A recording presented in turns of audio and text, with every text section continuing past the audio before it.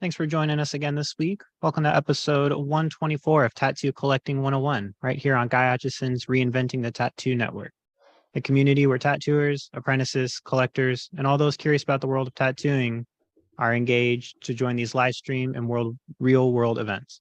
We aim to educate and inspire one another to create better art and tattoos and to ultimately leave the community a better place than how we found it.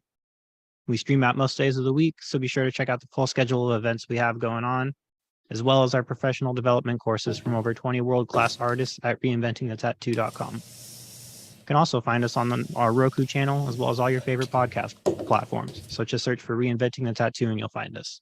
And real quick, we just want to say thank you to the sponsors that make this network possible.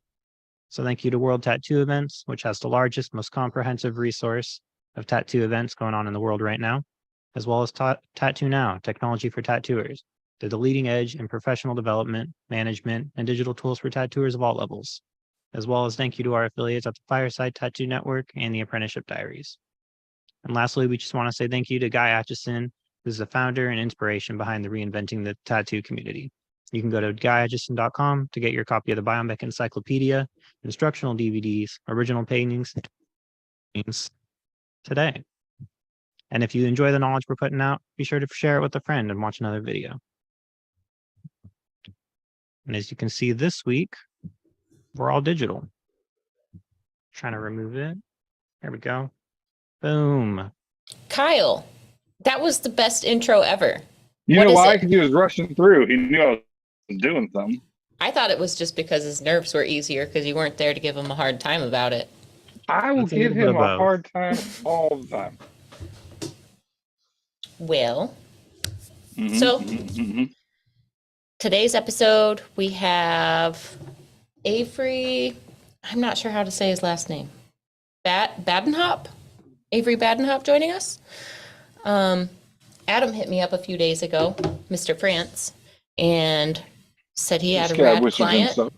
Yeah, he had a rad client who was excited to join us for an episode, and as it turns out, he's currently being tattooed right now. So I think from the sounds of it, once he's done with Maddie, who's working on his chest, he'll be joining us. So I guess he's like an adventurer and a skydiver and looks like he's covered in tattoos. From his most recent post that I saw, it looked like Adam just did his armpit or close to his armpit. So a collector. Yeah, a collector, a skydiving collector. So I think a skydiving collector. A skydiving daredevil collector. And then also this past weekend, we had the Chicago Expo, the Villain Arts show. Awesome show. It was huge. I have a little bit of footage to share, but it was really a big show. I heard there's over 1,000 booths. There wasn't over 1,000, but it felt like there were over 1,000. I think there were like 800. They were in the 800s for sure. Some hype on. So 800, 1,000, it's close. So Philly was bigger by about 30 booths. So rumor has it, next year, Troy is adding 100 booths to the Chicago show. So it'll be the biggest show. So it will be just shy of 1,000 booths. So it's crazy. Well, one of the things that I realized about these giant shows after doing Philly a couple months ago and then doing this one this past weekend, it's too much to take in. It's too much. I want Heelys. Maybe if I had Heelys or a longboard with me, Jess from True Tattoo Supply, she and I were joking around about having longboards with us all weekend to scoot around, and it might have made things easier, but it was so congested once the place filled up, like when it was like set up, tear down, or like the couple of hours that the floor was open before the show started, it was just artists. We could have skated around easily, but once it was filled, it was like filled. That's Adam's gig, the videographer. He skates every convention every time he can. Yep. Again, when it was not too busy, he was skating around too, but once it got busier, it was just too many people. It was to the point where like I'd try to walk up to the stage to see what was going on and capture footage, and it would just be like people, and I couldn't like get there fast enough to get to the thing. And then Gotcha. like to get like views of the booths, I had to like wait for a whole aisle to clear out, which took me standing there like patiently just standing for a second so I could like, you know, how I like to pan and capture the whole. So what you're saying is you stood in the middle wide style and blocked the aisle. Yeah, I just looked like more awkward with my camera because you know how sometimes people see the camera and they like duck and do weird things. Yeah. So if I just looked like I was doing things with it, people would just spread away from me so I could get like a shot of which artists were in which aisles. And but it's crazy. It's crazy how many people are under one roof, but it's crazy how many artists are under one roof. The amount of work that was being done, and like to see a convention of this size and see that there aren't sleepers. Like it was just like there were tons of artists who I had never heard of because it's just a show of that magnitude. There were just a ton of new artists to me, but the work was good. I've been to shows before where like you don't know artists and you look at their portfolio and it's like, oh, that's why I don't know you. You're not there yet. You're not there yet. But this was like, you know, I don't know if there's, I just think our industry is growing leaps and bounds. It's just amazing big pieces going on all weekend long. Nice. I know the majority of the artists came and were booked for the weekend, but those that weren't pretty much, you know, had their weekend filled up, or they like chose to go participate in other things. So, you know. Well, let's roll some of that beautiful bean footage while we've got some time here. All right, hold on just a sec. I would love to see some Chi-Town. Yeah, absolutely.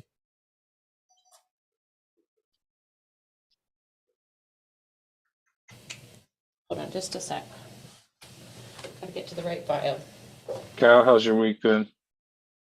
Not too bad, hanging in there. How about yours? I feel that from my soul. Lots of hanging in there. It's one of those weeks, you know. It is. It's been one of those past months. But you know, it's cool. It'll be fine.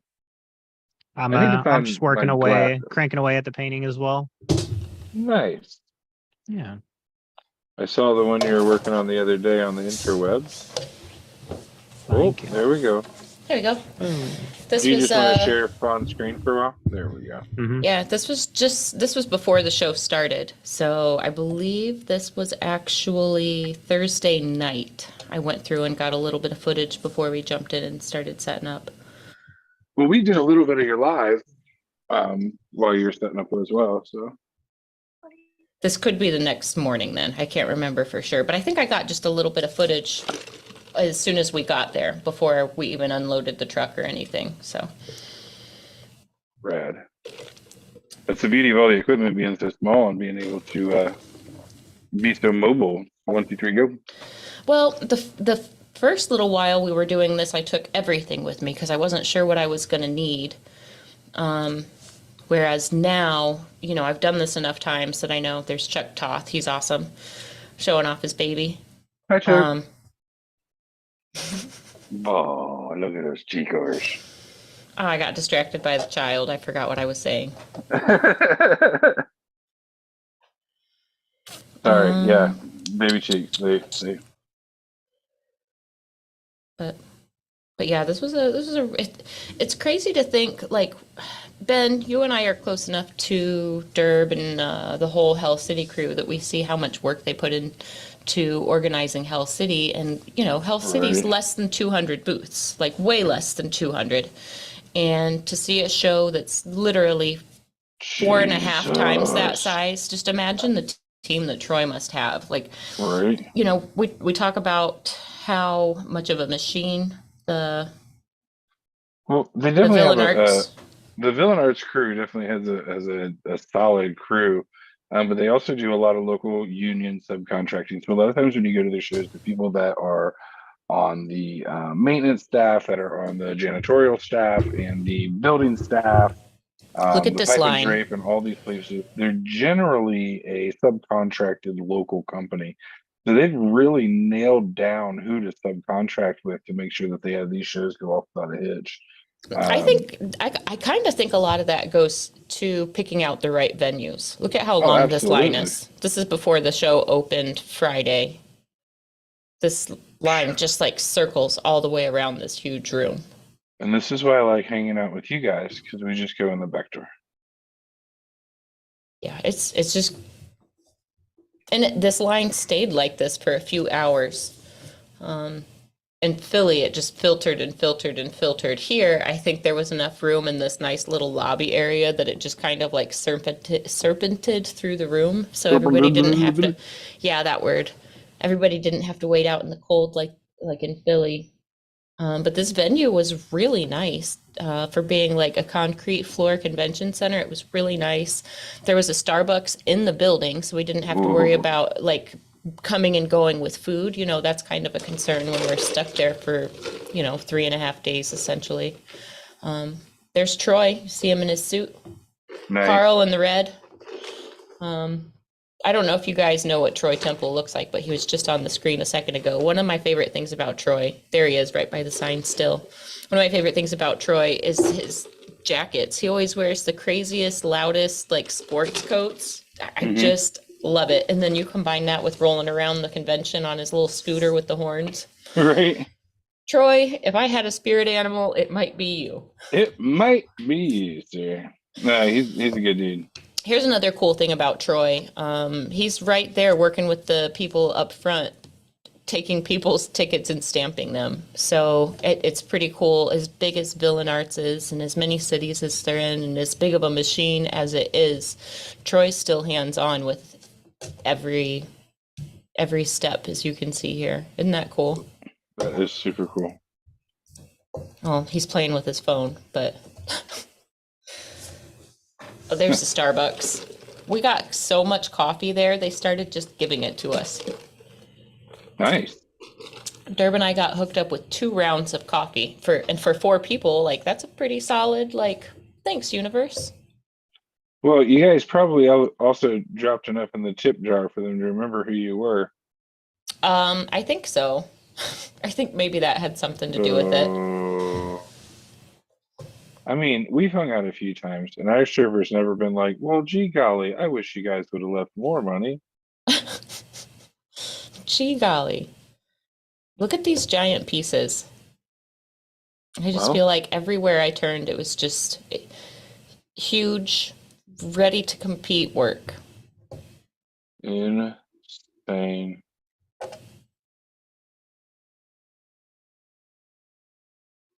I do think the entire weekend I didn't make it to every booth. I tried. Oh, Sullen. I saw Dana Brunson only for a few minutes because it was just huge. I didn't get a chance to make it around to visit with him again. Derb and I walked by once later in the show, but he was away and we didn't make our way back.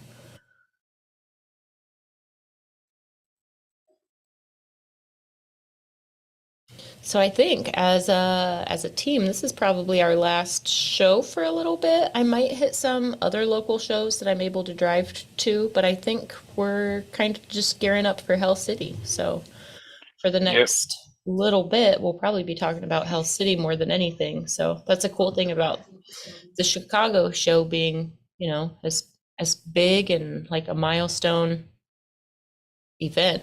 Now we've got the next couple of months like to recover, get ready.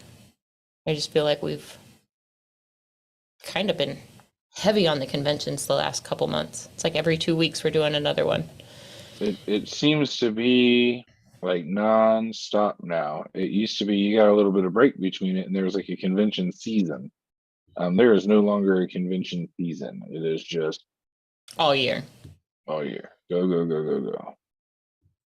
Now, a couple scenes ago, there was, if you saw that big red Sacred Ink banner, that was Adam Everett. He gave me a whole 1-ounce set to try out. So I will be working with that ink over the next few weeks and few months and seeing what it's about.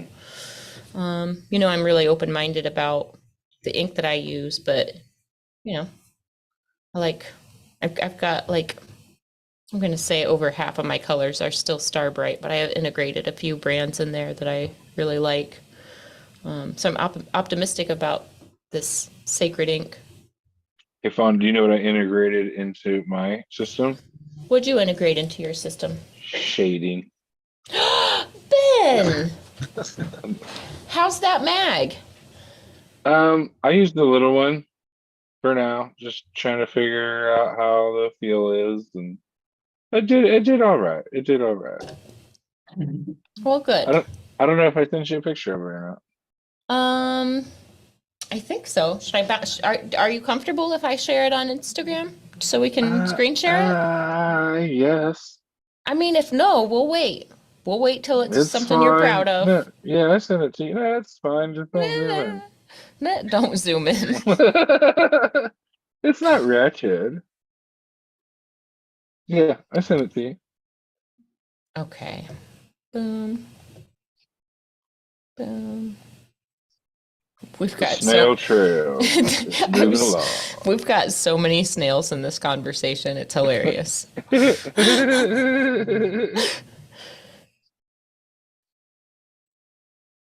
All right. I'm gonna send these to the Insta. Kyle, it looks like Avery joined you. Yeah, we got Avery here with us. Awesome. Hey. I don't think I have a ton of footage to get through for Chicago. Like I said, it was almost too crowded to like get good, thoughtful video. I had to like wait for my opportunities.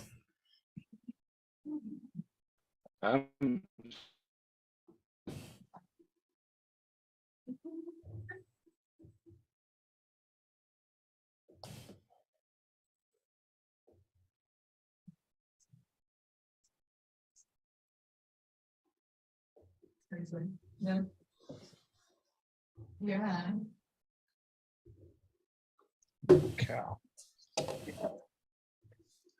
Oh, they're just starting to set up for the awards. It's crazy once they get all those trophies out. It's just like a sea of gold. There's so many people that want some whiskey? Right, I think. I'm a fan of whiskey.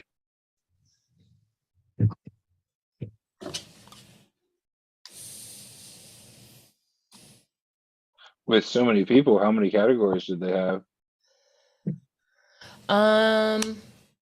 Man, there are so many because they break black, like there's small, large, and extra large, black and gray in color, and then you've got the sleeves.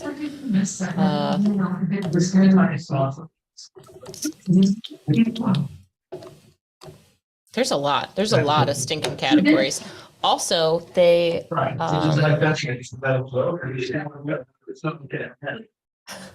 think they award through 5th place, not just 3rd. Oh wow. So that's kind of cool for a show that's as big as this is, that, you know, good piece, like enough good pieces to get recognition. I liked the show we went to a while back where it was just 3 people in the category. What's the bleed over audio? Is that the video? I think we got background noise at the warehouse. Gotcha. Hey Kyle, could you remind them that we're on air? Yeah, I will. Thank you. Hey, you fucking monkey, shut up. Thank you. That works. Yeah. Effective subtlety. I mean, I'm a fan of Blanc. I might be partial, but like, look at how nice our displays look. I'm gonna give it up to you. It's like a sea of green, and then there's Brian in green. Aww. We got our buddy Chris Taylor. He makes me want to pinch his cheeks.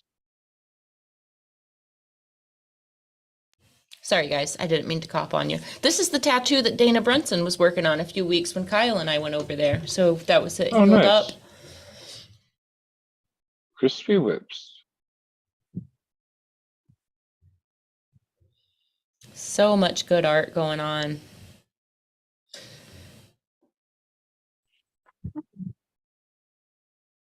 Tattoo Punks. They took up like a huge chunk of an aisle and then down and around the corner. So they must have a huge studio or a huge team.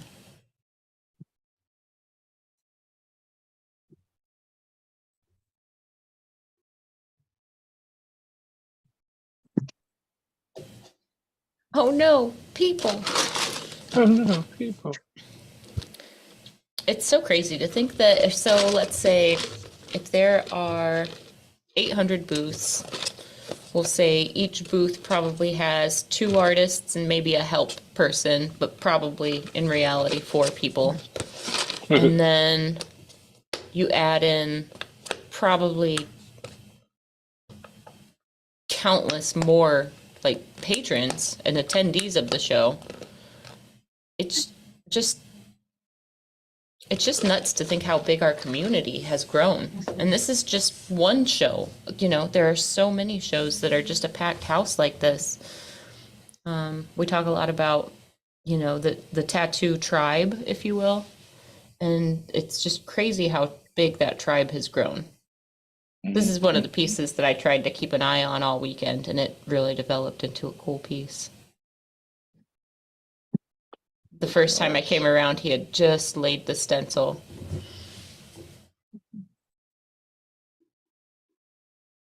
Ouch, ouch, ouch, ouch, ouch, ouch, ouch, ouch, ouch, ouch,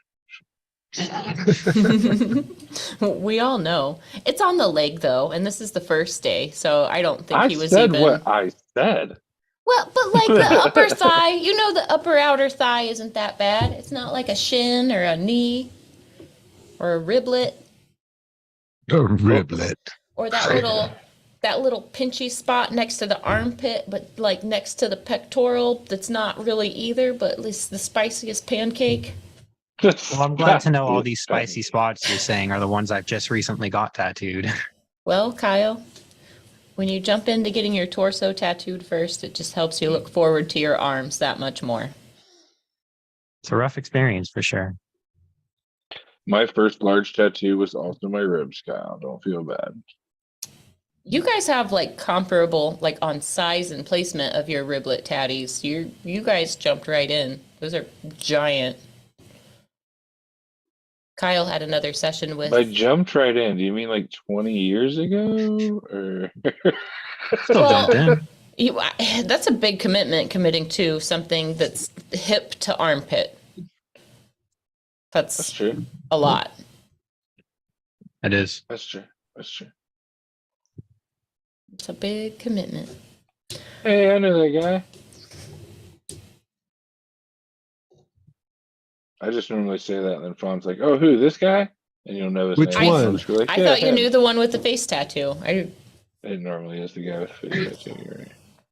Look at her knitting or crocheting. Excuse me, crocheting while she's getting tattooed. Keep your hands busy, bro. I can't do anything else when I'm getting tattooed. I am like in the moment of like trying to surrender to whatever is going on. I can't get my mind off of it enough to do anything else. I'm usually high as fuck, so That helps. I just like to enjoy the moment. That definitely helps. We've got El Mexicano here. We see him at several shows. He was in Detroit a few weekends ago. He's added a lot of work to his collection. Got Josh Short. We had him on a few weeks ago. Oh yeah. We'll definitely be talking to Josh some more. I think Chuck, we saw him earlier with the baby. I think Chuck's going to be down to join us. He prepared some new artwork and prints just for Chicago, so I take a minute to like zoom in on his stuff and his banner. I like that he hit his candy. He's sneaky. Chicago. So I went just to a tattoo show in Chicago once. how many years ago did you go? I was just gonna look at maybe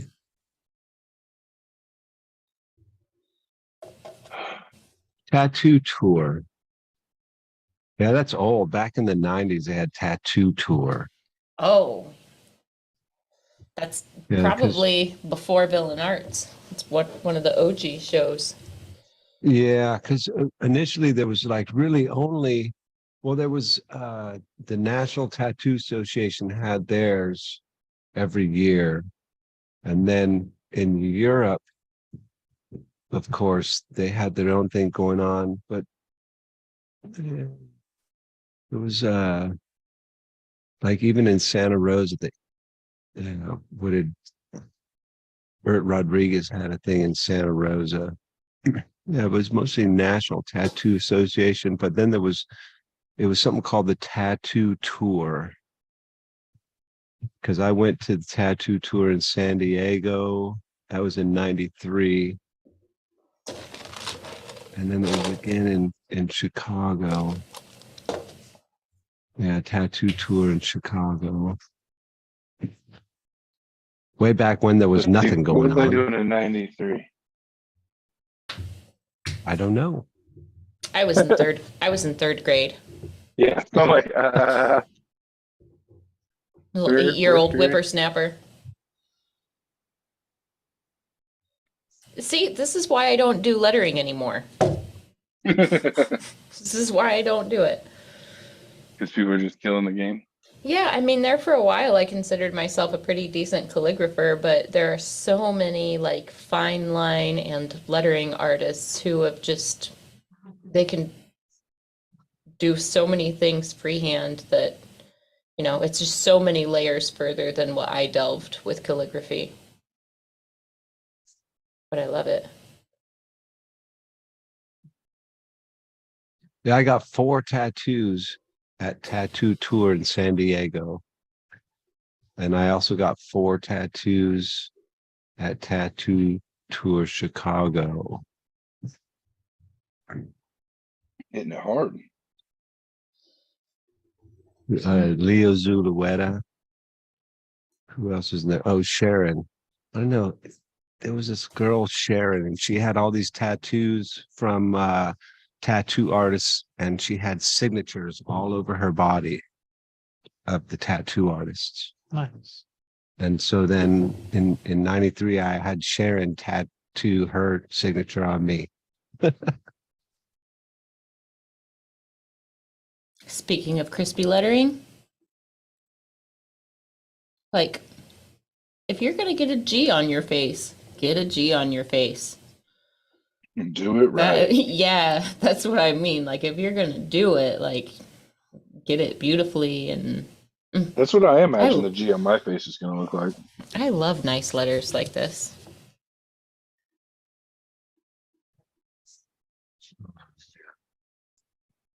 Fine, you better get crispy, because You know what? I work with Cam, so I'll just send the lettering to him. but fine. I just realized that this is mirrored. Sorry, anybody who's trying to read banners and they're all backwards. Oh, my brain gave up a long time ago. Thanks for helping me notice, guys. I just thought I was having a dyslexic fit. I hit my pen like 2 more times, and I was like, you know what, bro? Just sit back. I'm sitting here ripping my vape too, and you know, I'm also half dyslexic. Can't believe it just took me till now to notice. We're still friends, Pon. Well, thanks. I got a producer asking me questions. Give me just a second.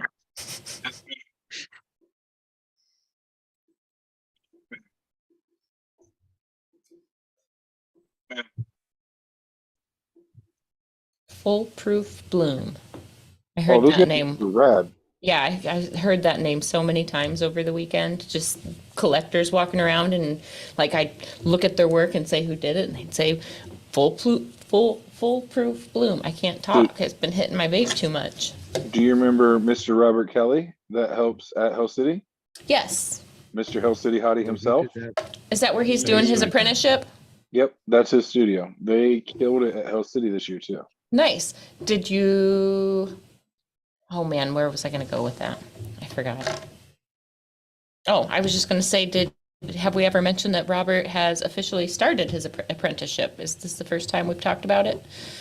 Mr. Hell City Hottie himself? Maybe on air. I think you and I may have mentioned it between us. Yeah, well, it's official. Mr. Hell City Hottie himself is learning to tattoo. And I think, you know, just seeing him around the community and like interacting with us, our team, the whole Hell City crew. He's always so like down. Like he's down to help. He's down to like pitch in his time. He's awesome. He enjoys talking to people. He has a heavy hitting collection at this point with some really good work. He got a lot of work recently. We should try to get him on. That's a great idea. I'll reach out. Yeah. Kelly's got that amazing back piece from Foolproof Room. Yep. I'm down. I just love when somebody who's I just love when somebody who's already just such a good friend of the community takes the leap and just learns how to tattoo. Ben Thomas. Ben Thomas. Oh, it. It's all just for fun. Some people macrame. I'm learning how to tatty blast.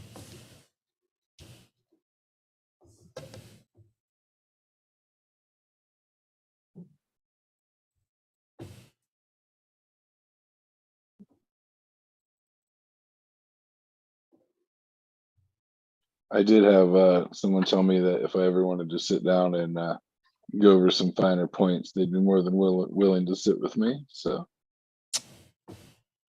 there we go. I unmirrored it, guys. My brain. It came back. There we go. I can't believe it took me that long to notice that I had it mirrored, and it was that easy for me to find the setting to reverse it. What I am thinking is you're amazing. And we need to recognize that for a moment. Let's take a moment of silence for Bond's amazingness.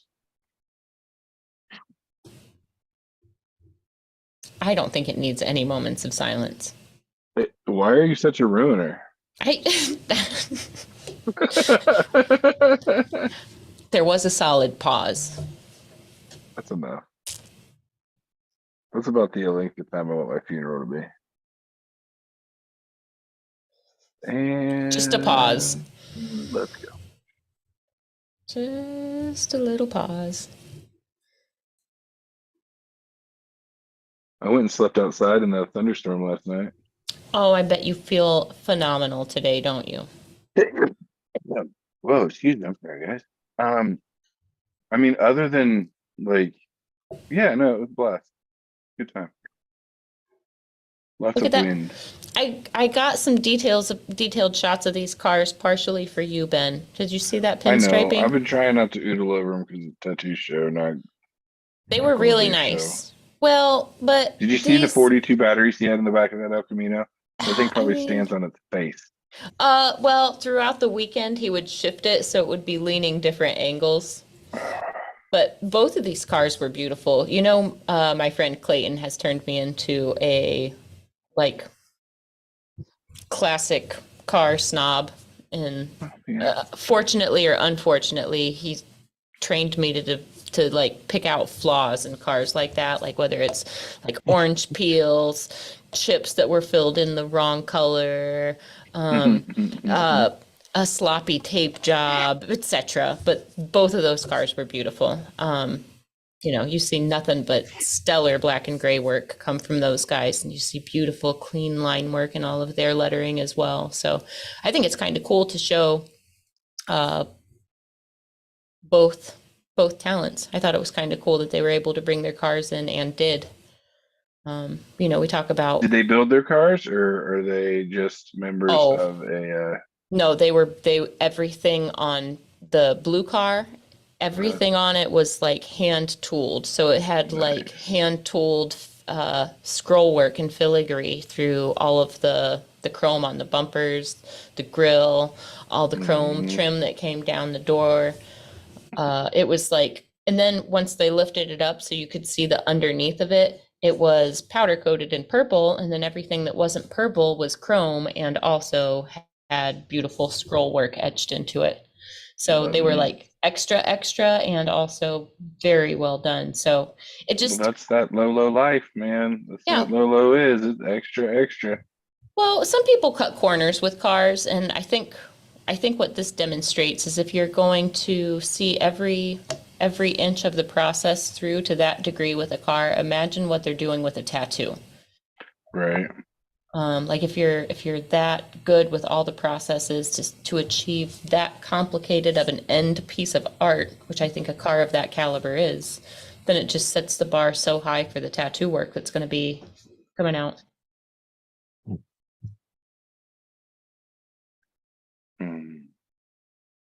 So this was everybody lining up for the competitions. Yeah, I would have needed Heelys to get around this place, because like I can't. The other end of the we got hooks. room is not in frame. Sometimes why you always got to zoom in on this stuff? I was just gonna say, sometimes I accidentally get in too close just because I can with my camera. You know, I'm standing 35 feet away, but look at me right in there like I'm standing over their shoulder. Oh, here we go. As a service and a general announcement to the public, we should give some sort of warning before flush hooks. Okay, that is a thing I should consider. Because it makes me hold up. Here we go. Not the most comfortable right off the rip. Yeah, look at these guys. I love that they're walking around in the Hanya masks. Yay. I don't see a bracelet on him. Someone needs to check at the door, please. They got the blue stamp. I don't like, yes, killer ass work. Nice bag pieces. They can put some clothes on. Okay, back to the meat hooks. If you got, I don't remember how much of this I recorded. It's only about as much as a refrigerator. Oh man, later on, see the redheaded girl there? She like grabs hold of him and he's suspending both of them from those two hooks. Okay, so I'm gonna take a minute. I'm hella skinny and I think it would hurt. And look at this guy. He's all, oh my goodness. Look at that. I don't know the amount of trust they have to have in each other to do this. First of all, I wouldn't go sticking needles through my back piece. Like, nope, I'm not wrecking that work. It's okay, baby. It's gonna be okay. I would just cry. I don't. You know what? When I was filming this, I didn't realize that she was signing to the guy that was, pulling the rope to lift him. I didn't realize the system that they had until I'm watching it back now. I was watching how she was like communicating with him, not the guy with the rope. That was pretty cool.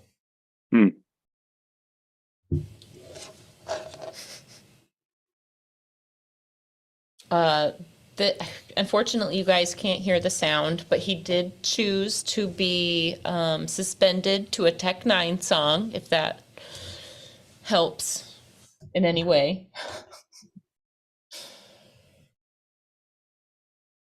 For some reason, there's an awful lot of people that get suspended to like ICP and Tech Nine. I don't know what that means. Sorry, probably just helps pump them up. I think it just means that a lot of juggalos like to be suspended. Is that a fair assumption? I wish I could. The statistics add up. I wish I could zap a video out of my. Can I put a video from my phone in here into the system somehow? We are You can able send to it if you to join the Instagram. Zoom on there, or you can send it to us on Instagram. No, because I have. Well, I'm a base jumper. And I jump off stuff with parachutes, and I know guys who have put hooks in their back, and that's what they use to. And suspended from a parachute? Oh, hell no. Yep. No. Yeah, if you send the videos to our Instagram here, we can pull them up. Okay, let me go find my phone. Avery. There is no way fuck am I parachuting on Flesh Up. No. When we wrap up the Chicago footage, I would love to take a minute and have you introduce yourself, by the way. You just kind of snuck in while we were halfway through. But I do definitely want to have you introduce yourself, because I was scrolling through your Instagram a little bit, and it seems like you do a lot of incredibly exciting things. So I do. I definitely can't wait to hear about it. We also call ourselves the unofficial Adam France fan club. So we talk about Adam's work a lot because I've got a lot of his work. And Jordan Ruckus, who started the show with me, also has a lot of work from Adam. So it just so happens we talk about him all the time. I was so lucky to meet Adam, really. So lucky to meet him. Let me go find my phone. Headphones. Oh, there. Don't pull the thing right off the wall. Sorry if I show too much suspension footage, guys. It just blows my mind sometimes. You did spotlight a lot more suspension this time. What people do to themselves. Mm-hmm. Mm-hmm. See, I thought he was done, and she just swings him again. This is how I get so much of this by accident. I just want to catch him doing some cool things, but I gotta like wait for the moment, and then by the time it's happening, I've half missed it. Mm-hmm.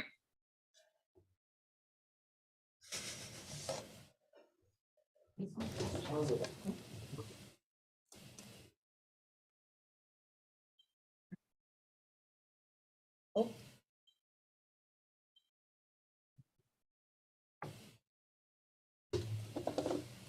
Look at it. Oh man. Carl's standing there. He has the mic, and when she gets down, he's like, "How much you?" He asks him how much he weighs. He says, and he asks her how much she weighs, and she says about 100 pounds. He's like, "Yeah, right. Try 92 at best." Oh, what a gentleman! I mean, she was a very petite human. Look at all these people gathered. Like, hell no to the no. Because out. I mean, we've been to other villain arts together, or villain arts shows together, Ben, and we didn't have. I mean, they just weren't shows of this caliber where we were watching. Right. But it's like, I don't know. The seats are all filled. People are chilling, watching the performers. They had a rad variety of performers too. This lady was pretty cool. I can't remember how much of her footage I got, but she does some crazy things here in a minute. He does some crazy things. Some crazy things. What? I can't remember what music this was. I should make it so we have sound. Probably Rammstein. I'm a Barbie girl in a Barbie world. It actually almost fits. I was just being silly. Lighting a cigarette. Healthy. Oh man, I didn't know what she was putting the sunglasses on for. To catch the sparks right into her eyeball as she tries to light a cigarette. I don't know. Even with sunglasses, I don't think I'd be doing all that.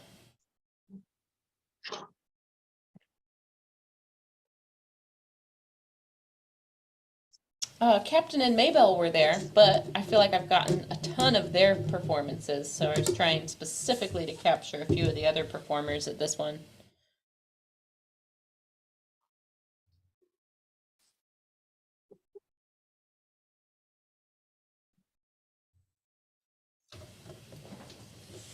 Here's some really nice color stuff going on.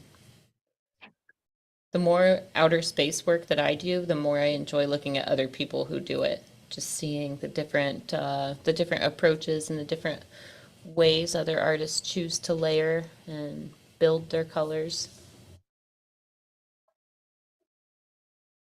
Outer space is almost getting to be its own little niche as well, because there's like black outer space with really bright stars, and then there's the mix, and then there's the aurora borealis space, and then there's the you know what I'm talking about, like the deep purples that go to the blues, and then there's like the bright green space, like the crazy nebulas. Yeah, it needs its own little category now. You know, I'm gonna say that space tattoos are a category. All right, so we need to start a space tattoo competition. The most far out tattoo. Ooh, far out. Look at Kyle with his zingers. Man, speaking of space tattoos, Johnny Andres he's just outside of Detroit, or maybe he's inside of Detroit. But anyways, at the Motor City Expo, he cleaned house. He got a few awards. His space, he does like space and surrealism, but it's so just smooth and bright and dark where it needs to be dark, and the whites all glow true white. All the boxes, he checks them and checks them very well. I love his space work. Like, there are a lot of artists who do a lot of space, but it's like consistently his jam, and I love looking at his work. Everybody's lined up for the sleeve competition. Some of these competitions, there were over 100 people in the category, and Tattoo of the Day was like, no, thank you. Yeah, so the little bits of I thought this was a better way to capture some of the work, was just to capture it in line, just because there was so much. Who wants to stand on the edge of the stage? Like, I wouldn't want to judge those competitions. Those judges were staying. So another thing about Troy is he sits in and judges a lot of the times too. So like I was saying earlier about him being involved like on every level with his shows, he really is. He's incredibly easy to get a hold of if you have a problem with something. Between Troy and Carl, they work really well to communicate and delegate and, get things done. They are incredibly busy, but it's such a well-oiled machine that they're still very reachable. And when you reach them, the problem is solved immediately. It's really cool. That was the star of the show. Look at him. Oh, look how cute. Oh, there was a squishy bully that I got to play with over the weekend since, my dog's at home. Well, with my sister. Jamie Savage from the Tommy Supplies and Starbright booth brought hers. I was wondering if it was Chris. Oh, no. This was a little squishy like Lolo, but only 8 months old. He's black and white. Adorable. This piece was so smooth it was almost hard to get my camera to focus on it. I kind of like, it's cool to like be up on stage or behind the table where they're judging and actually getting the pieces while they're showing them off. But I almost like sneaking up on a person candidly and actually seeing how the tattoos move on them and then getting the still poses like this. Well, and a lot of times too, if he is in best back piece right now, you know what I mean? You just shot his whole collection, or at least his whole chest.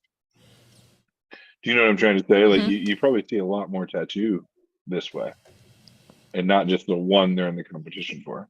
I think so. And the other thing is if I'm walking up and down the line and I'm not a judge and I'm not at the table, I can say, who did this?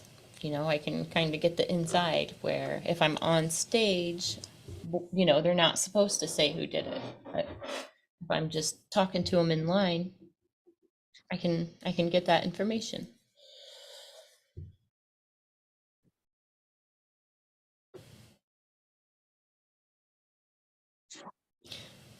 Sometimes I zoom in so far, I think it's hard to like let people know, like, I'm only in this area, because they just move right out of frame.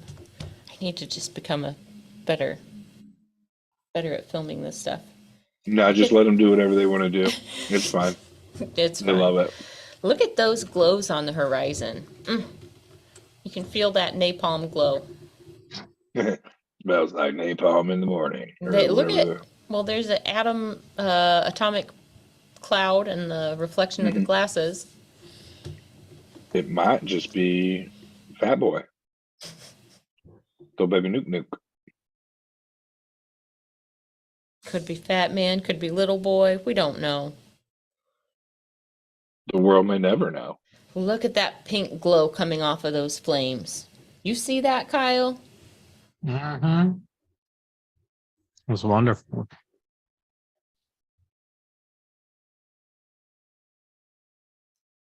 That purple complement to the orange is beautiful. Kyle, you crack me up. You're like, Well, that's it for the Chicago. I'll stop shoving food down my face now that my camera's live. I mean, Sorry it to always was, sprock it up on but you. tiny. I'm fine with tiny. So That was a perfect "that's what she said" joke, and not neither of you. I'm really let down right now. I said it with my eyebrows. You did fine. To be fair. To be fair. So we lost Avery. Kyle, do you want to Yes. pull up and screen share his Instagram, or should I? I will pull it up. Yeah, he's on the side here trying to get those videos. Perfect. I was just wanted to kind of show off some pictures that he's shared until he's ready to start Parachute. introducing himself. Flesh hooked. He didn't say he flesh hooked. There we go. Was that just the other day? Yeah, he this did two- was he did 2 days 2 days. Yeah. and got tattooed today also, so 3 days. Mm-hmm. Well, you just heard him say that in the 90s he was getting 4 tattoos per competition or per convention. Well,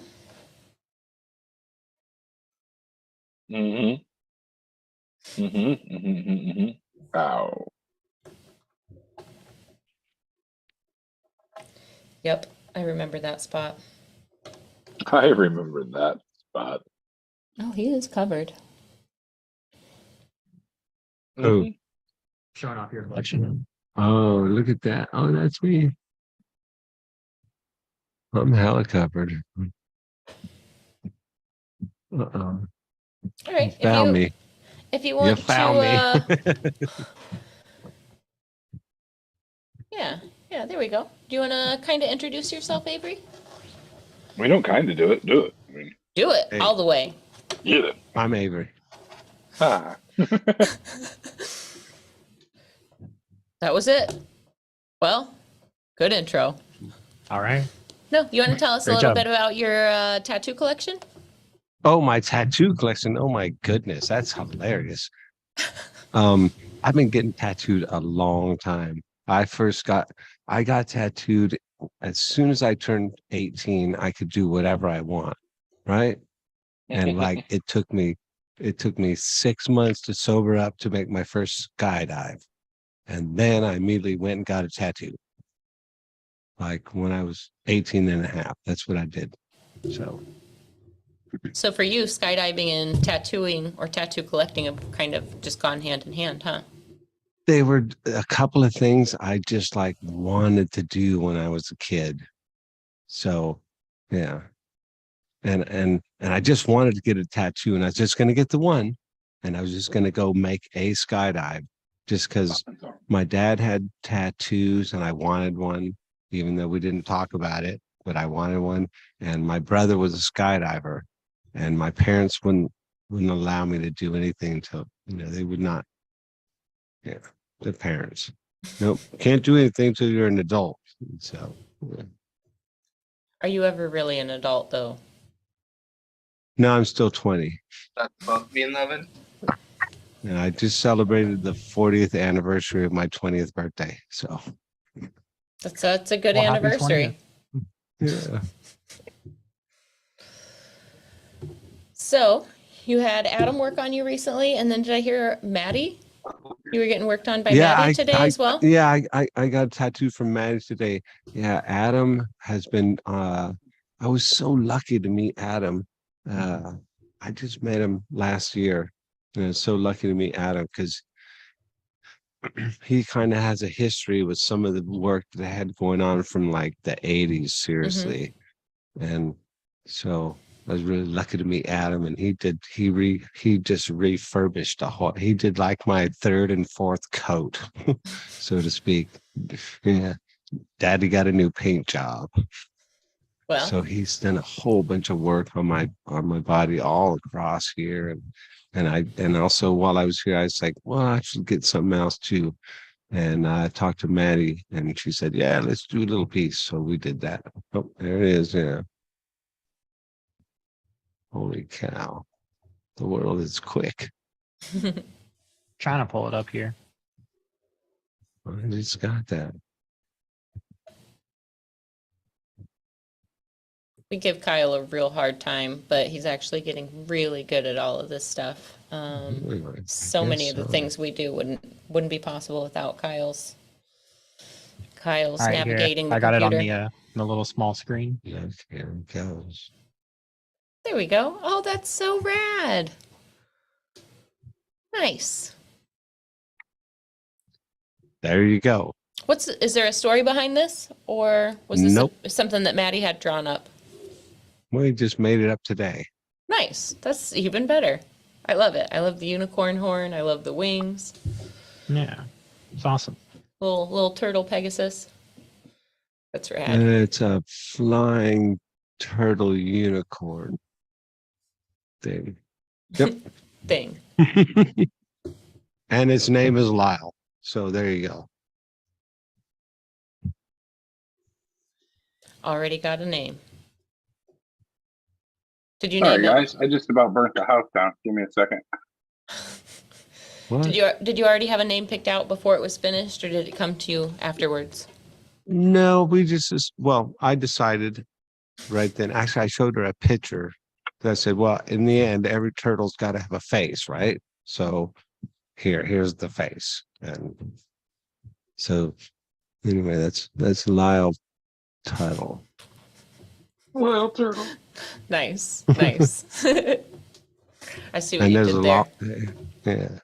Yeah. And Lyle Tuttle and I have a long history. The Lyle Tuttle was the second person to tattoo me.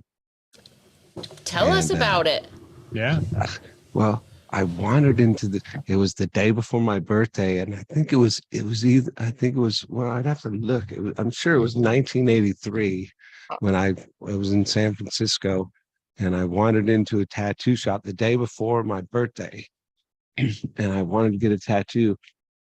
And there was this like suave tattooed dude in the tattoo shop mall. I mean, it was so strange and so long ago. But anyway, I told him, I want to get a tattoo. It's my birthday tomorrow. He's all, well, it's my birthday today. And actually, so that was like something that connected Lyle Tuttle and I forever. We had a friendship for decades until he died recently. God rest his soul. But it was just so funny because he was like this famous guy and I was like a total punk and I had like $45. I'm all, can I get a tattoo? So he tattooed me. So Nice. good old Lyle. I would have loved to have gotten tattooed by Lyle, just to say that I did. I know for a while he was only doing like his signature and that was that, but I would have loved to have gotten that done. Well, I didn't get I didn't know who he was. And it was just a funny encounter that just like led to a long time friendship between me and Lyle. So yeah, it's pretty stoked. But Wes, who was on a couple of weeks ago, his whole front forearm is Lyle Tuttle as well. I don't think I realized that.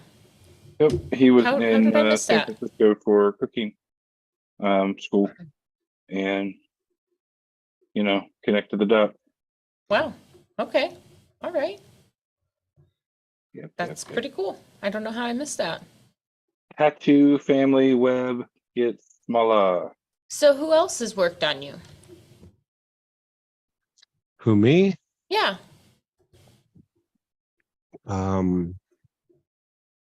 Well, today Maddie was 159.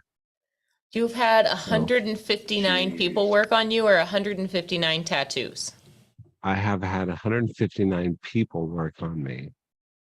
So, and many of them have tattooed me more than once or twice. So, yeah, I have a lot of coverage from a lot of people from, just way back. Like I started getting tattooed. I got a tattoo. My first tattoo was from Tawny. And that was in a tattoo shop in Lahaina. And me and my buddies were on Maui. and we all said, we're going to go down and get a tattoo. So I went first, and then all those fuckers chickened out because I winced and whined and moaned, and there was blood. It was violent. It's like, it was the craziest thing. So then, so tattoos are kind of cool. And then I ended up going to California, and that's when I ended up being in San Francisco and got another tattoo. And then I realized, well, I'm not just going to get one tattoo, I'm going to get another one. And then while I was getting the next one, you're always thinking about, ooh, well, I could get this or that. And God, it just snowballed on me. So into the 80s, well, through the 80s, I got a whole bunch of tattoo work done in San Francisco from just some obscure people like Julifer De Winter and Greg Coles. And then I started hanging out in Erno Zabadi's tattoo shop down in the Fillmore, and there was Fred Corbin and Sonny Tufts and just all these old guys. And so I started getting a bunch of tattoos, and until they wanted to kick me out of the shop. They're all, look, you're gonna have to start tattooing and we're gonna kick you out of the shop. You gotta do something. So I had to learn how to tattoo. And it was right about that time, I don't know, about 1991, I met Bill Salmon and Philip Liu. Yeah, that was right when I met this guy. God, there was so many guys. But anyway, I got a lot of tattoos from people in San Francisco, right when tattooing was starting to be more socially acceptable, I guess. When I first had tattoos, you get, if you talk to a police officer, they wanted to know where you did time because you got tattoos. So, and also I was colorblind then. It was still all just like, everything was like, well, it was all my tattoos were kind of dark, and they kind of matched like social thing that we were all, I was totally into the punk rock scene, and we're all doing like all this dark shit, getting drunk and going to clubs and partying. Breaking stuff. Yeah. So yeah. Man, so you've been getting tattooed all the way through like this evolution of tattooing that we always talk about. How different is it to get tattooed now versus like during the 80s or early 90s?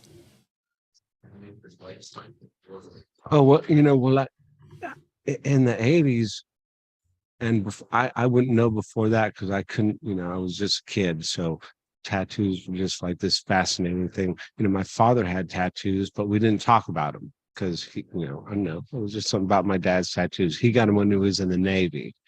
And that goes back to when he was in the war, and we didn't talk about the war. We didn't, we didn't talk about that shit. So tattoos were like, to me, there's always this fascinating thing.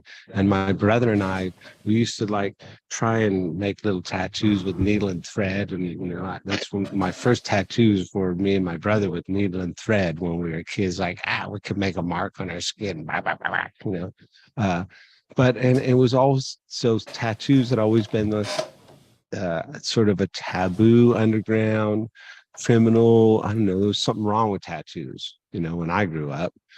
And so when I first started getting tattoos, it was pretty rebellious, even in the early 80s, to be tattooed.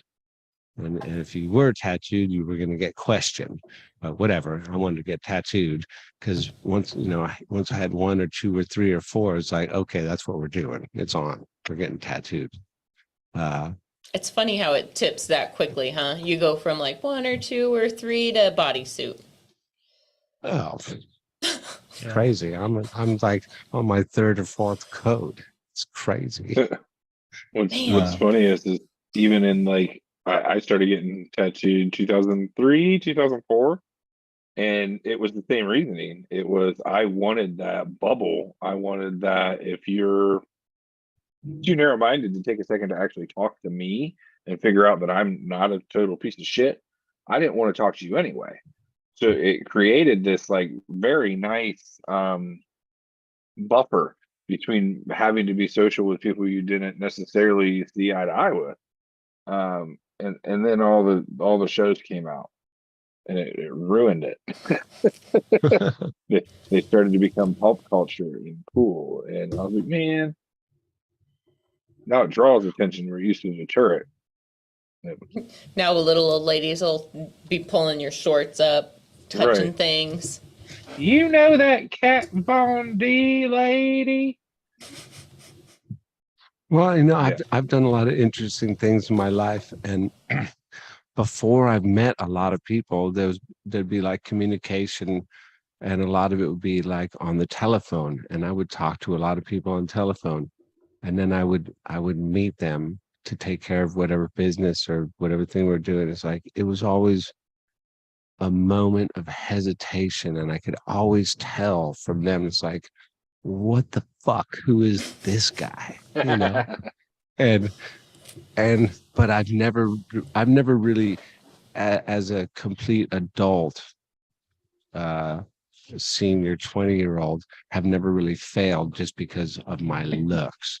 And there's a lot of things I just don't get into just because I'm all, you know what, I'm just not going to like approach that just because I don't want to alarm anybody, and I know it's just like not going to be cool. And then but I don't really give a fuck because I'm just doing me, you know. I want to get tattooed, and I want to get high, and I want to jump off rocks, and that's what I do. So, What's the tallest rock you've jumped off of? oh my goodness, the tallest rock. Uh-huh. You know, I jumped off the world's tallest building once.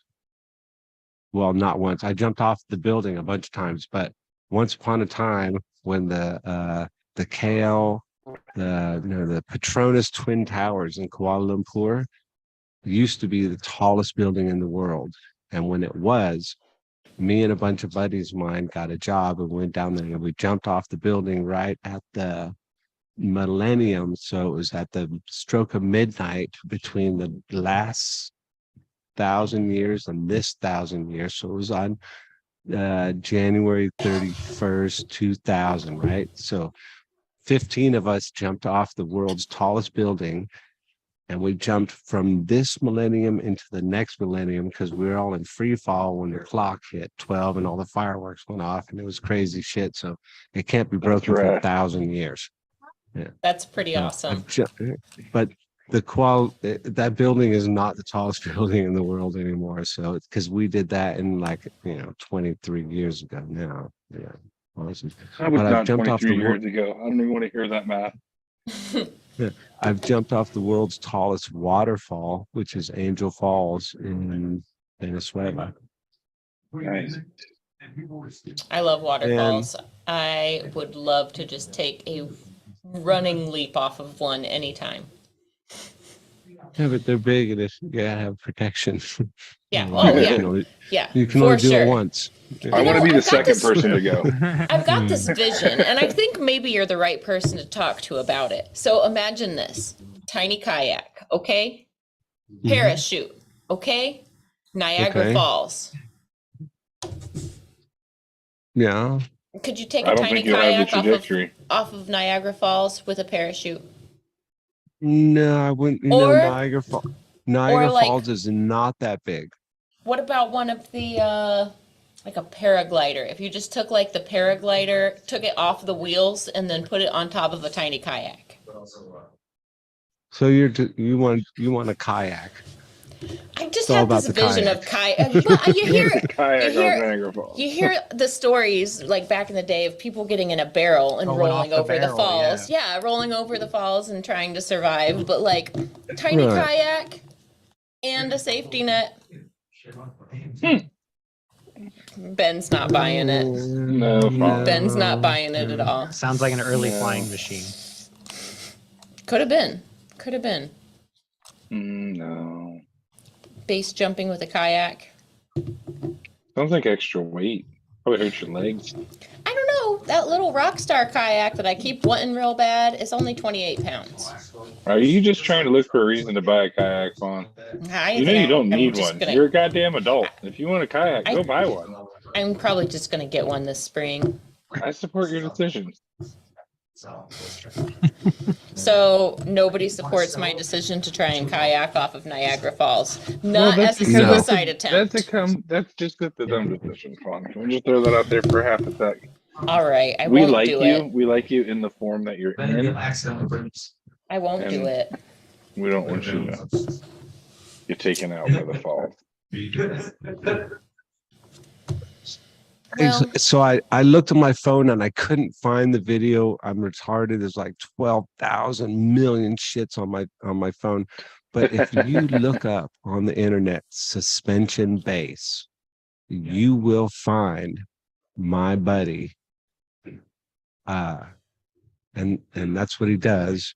And Stas, he goes around and he gets people to do this suspension base thing. And when I was in Malacca, Malaysia, it was in 2018, and that's a lot of stuff on my phone.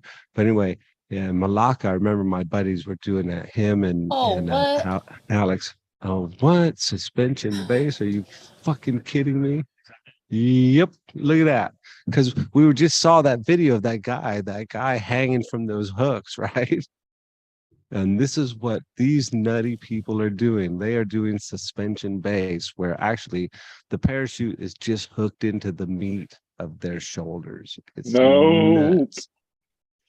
Hell no. To the no.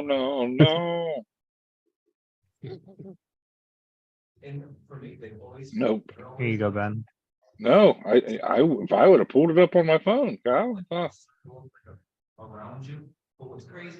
I'm going with motherfucking ouch. So, were you there when this happened, or this is just somebody you know? Well, no. I don't. I was just like, as he was scrolling, I was looking to see if the one that we were. Yeah. No, I've actually seen people do this.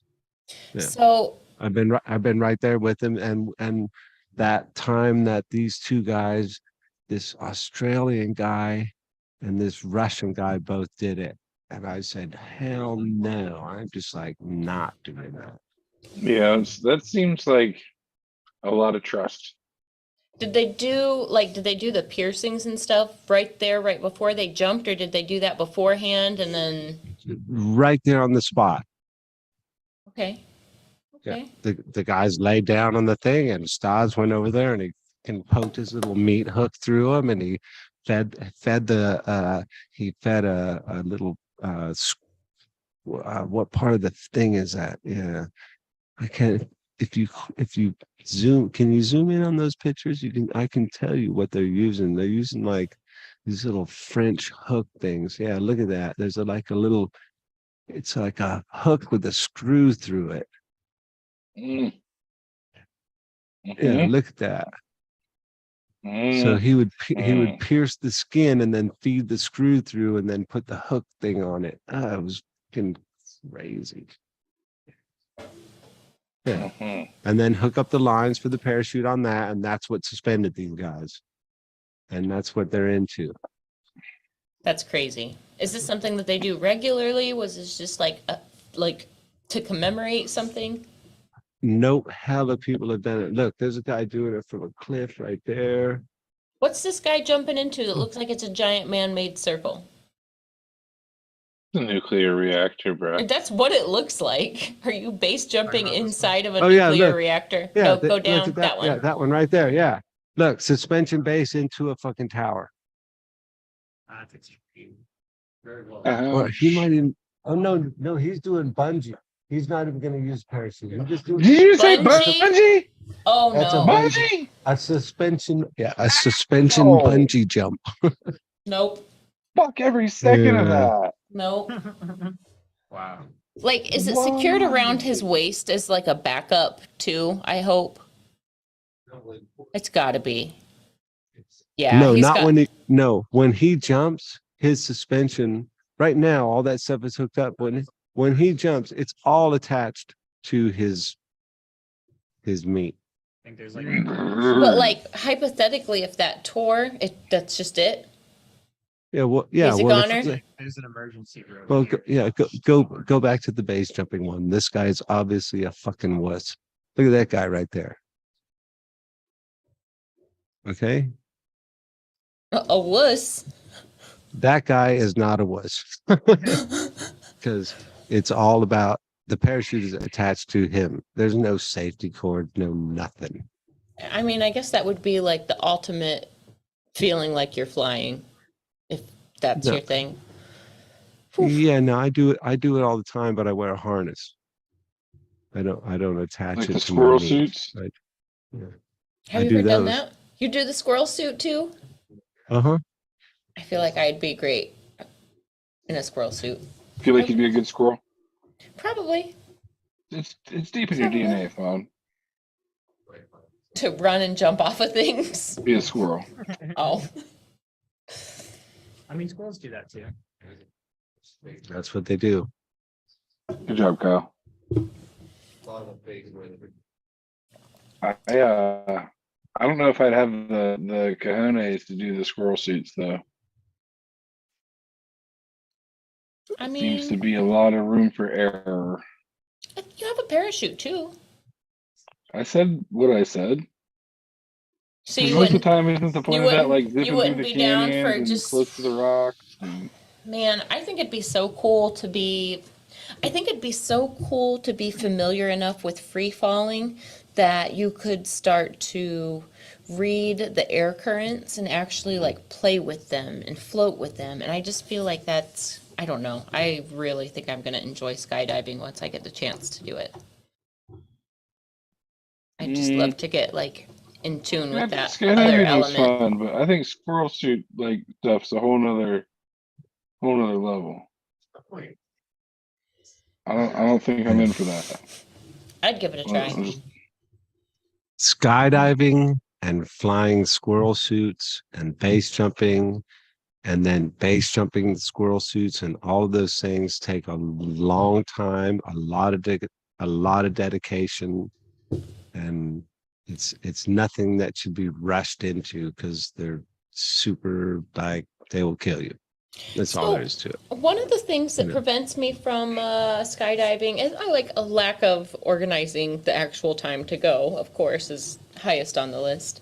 But that the tandem diving, like, do I know you value your life as much as I value mine?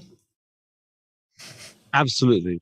The last thing the tandem jump master wants to do is fucking die because you paid somebody $135 for an experience. So trust me, when you do a tandem skydive, you're for sure like in a really good position if that's what you want to do, to just go find out what free fall is like. You've got to tandem dive a few times before you can free dive, right? Is that what they call it? Nope and nope. You don't have to do Tell shit. me, school me. But well, nowadays there's a couple methods for learning how to skydive, and you can go down and do some tandems, or you can just go right down there and say, I want to do an AFF thing, which is called an accelerated free fall course. And you just like immediately start jumping by yourself. First, you have two people with you, one holding your right hand and one holding your left hand, literally, for a couple skydives. When I learned how to skydive, it was completely different. There was no such thing as AFF. There was no such thing as tandem. And basically it was all static line where it was old military style where the airplane opened up your parachute and they just fucking threw your ass out of the airplane. So nowadays there's all kinds of ways to learn. But then there's so many progressions that you're going to make. It's fucking expensive nowadays. Yeah. You want if you want to go through a progression of, here I am standing on the street, I've never jumped out of an airplane, I've never put on a wingsuit, and I want to fly down the mountain like fucking Jeb Corliss or whatever, well, it takes a lot of money and a lot of time and a lot of effort and a lot of training and just a lot of dedication, and it's The thrill's got to be worth it, though. if you want to do it, it's here I am. I'm stoked. I do it all the time. And it took me a long time. I've been jumping out of airplanes for over 40 years. I've been jumping off of stuff for 30 years. And I've managed to live through a lot of traumatic learning experiences over the decades. But What do you do for a living? whatever I want, I jump off shit. That's a fantastic answer. I travel. What I do for a living is I follow my passions, and I love to travel. So I travel, and I try and involve jumping and tattooing and my friends and all the people I know. You know, I know a lot of people in Europe. I've spent a lot of time in Europe. I know a lot of people there. I know a lot of people all over the States, in Hawaii, and so I just fuck off and do whatever I want for a living. Will you teach me your ways? Can I just like figure out how to fuck off and do whatever I want? Well, like I say, follow your passion. You know, as long as you're doing what you're passionate about, it's not like work. It's just like, okay, well, this is what I Tattooing do. snails. That's the start. We've been trying to talk our buddy Ben here into picking up the craft of tattooing because, like, he lives the whole entire lifestyle. Everybody already thinks he's a tattooer, and he's surrounded by, like, the Red Tree crew. Like, you got the best people to teach you all along the way. That's very true.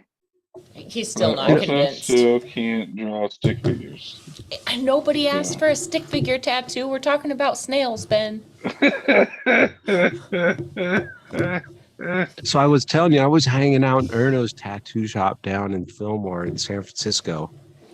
And I got a bunch of tattoos, and I was always hanging out there because I was a carpenter and I was working in San Francisco, and I was always at the shop. And finally, it's like, dude, really, you hang out here all the time. You don't do shit. You smoke a lot of weed. You got to start doing something around the shop. It was just like this weird thing because that's how it was. It was still that, you know, just after the, just at the end of the 80s. And so Erno told me, I'm gonna teach you how to tattoo. I'm like, okay. And he collaborated with my other buddy Bill, and he built me a couple tattoo machines, and they tutored me and taught me. And they said, okay, now here you go. You gotta be a tattoo artist now because you're just so engrossed in this little community that we got going on here in San Francisco. And I tattooed like myself and a couple friends, and then I tattooed like 50 people before I realized I didn't really like to touch people. So my tattooing as a tattoo artist experience was really short, and I actually did some pretty cool stuff, and I'm not an artist, so it was all like, you got to bring me something and I got to be able to copy it. And I would go talk to my mentors, like, how do I pull this off, how do I do it? And I learned how to, you know, I had to learn how to make the needles because that was back in the days when you couldn't buy needles, you had to make them. Good old soldering iron.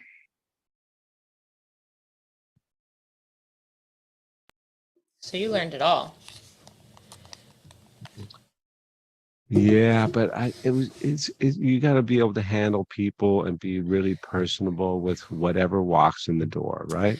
It is really funny that you say that. When I first started tattooing, I've always been one of those people that, like, you know, I like being around people. I like socializing, but, you know, just, you know, the way I was raised, personal space is an important thing. And, you know, Right. it was just very out of my comfort zone to not only like be in somebody's bubble, but to then touch them and feel them breathe and feel like their heart rate increases, their anxiety spikes, or when it hurts, the way that their body reacts differently. Knowing that I didn't necessarily really like touching people or people in my bubble, when I first made the decision to try to start tattooing, I had to like make a mindful, conscious decision to set that aside. Like, even though that's an issue that I have, I just kind of had to swallow it and just pretend I was okay being in people's space and people being in my space. Cause like when you're tattooing, sometimes somebody's arm is wrapped all the way around you, and just like I can feel them, they can feel me. And it's a very, it's one of those things we don't really talk about it a lot, but it's very intrusive to be like tattooing another human. Well, and most people aren't used to that level of contact, regardless of lifestyle.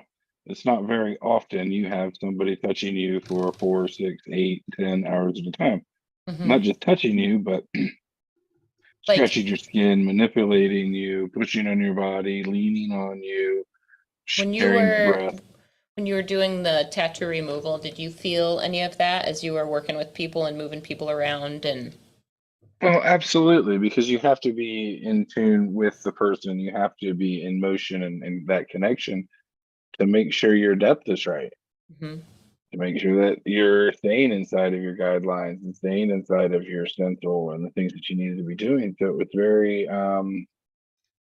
when I move, you move. Yeah, it's fair. like that. That's fair. But I had to pick up a little bit of that, but the 6, 8 months that was running definitely wasn't enough time to master that craft for sure. Because I still remember getting people just being like, okay, deep breath. This should hurt less than your tattoo. Calm down. Calm down. Yeah. I don't know. I feel like we lost Kyle and Avery. Sorry, guys. Well, he's the wonder- tech guy. If somebody can figure it out, it's them. Yeah. Oh, I'm sure. I just wonder if it's a connection issue or if, I don't know, maybe dead battery or something somewhere. I don't know. Well, we'll find out here in a sec. We'll give him a minute.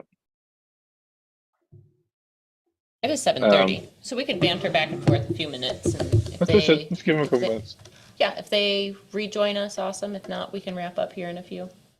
And let's get him back on. Avery's awesome. Adam messaged me the other day and was like, "Hey, I've got a client that I think wants to talk to you." And I was like, he must be cool if Adam's messaging me like this. I didn't Right. expect him to be like, In studio right now. yeah, but like to have that kind of a collection, there was no warning at all. Right? It's just like, this guy wants to talk to you. But I definitely would love to talk more with Avery.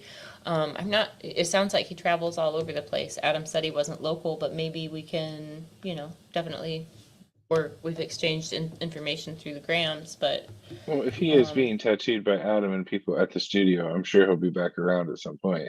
yeah, for sure. But it's pretty easy to zoom in. Zoom, zoom, zoom, zoom. Zoom, zoom, zoom. It's not often we plan a remote show, and it was just kind of unfortunate that neither of us were there to be able to facilitate live. I think it actually went pretty good. I'm not saying it went bad, just I'm up here learning some tech stuff, so Lauren kind of set everything up for me before she left. So it's like a whole nother professional setup. All I had to do was like click the link, and here we are. nice. So, but I do Nice have to my work that way. camera.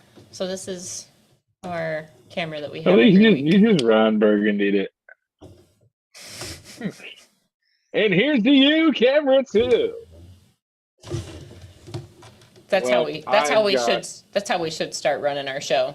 Be like, and back to you, Ben. And back to you, Vaughn. Well, we would have to have an organized conversation. in order And for that. what's the tattoo forecast looking like this week?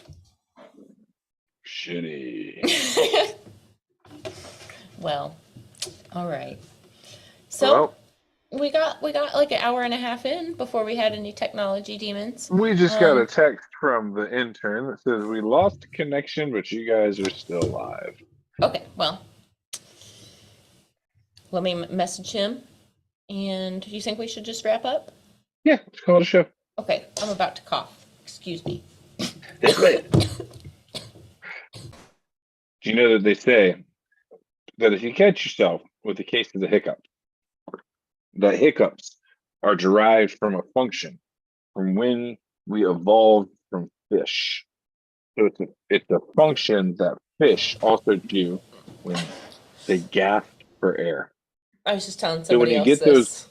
those weird hiccups that you can't stop, and they're like, "Oh my god!" Do you know what the trick to that is? You're supposed to remind yourself, I am not a fish. I am not a fish, In and this case, supposedly it I've been worked. talking.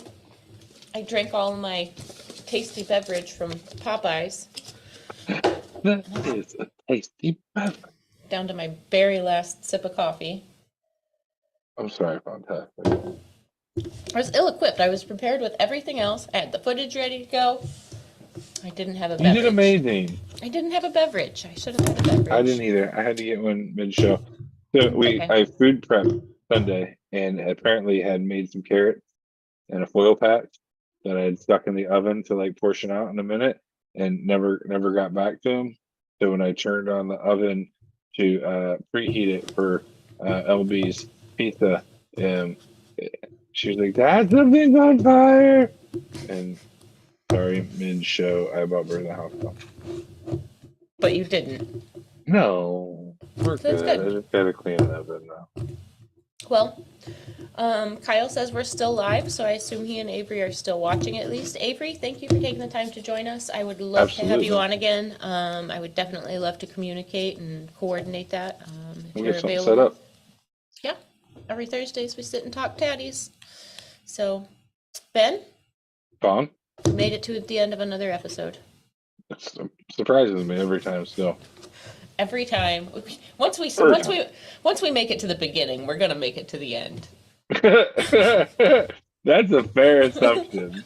That's a fair assumption. Once you start it, it happens. It happens. Get a hold of me when you are home, so I know that you are home, please. Safe travel. I will be home this weekend. I'm spending Saturday doing some family stuff, and then I'll be back to work Sunday, Monday, Tuesday, Wednesday, Thursday, Friday, Saturday, Sunday, Monday. You know. All right. Well, just let me know you are home and safe. Will do, sir. We'll be coming at you from the Red Tree True Tube studio next week. We'll all be there, right? Yes, ma'am. In person? In person. All right. Well, everybody have a good week. Thanks for joining us, and we'll see you next week. Bye.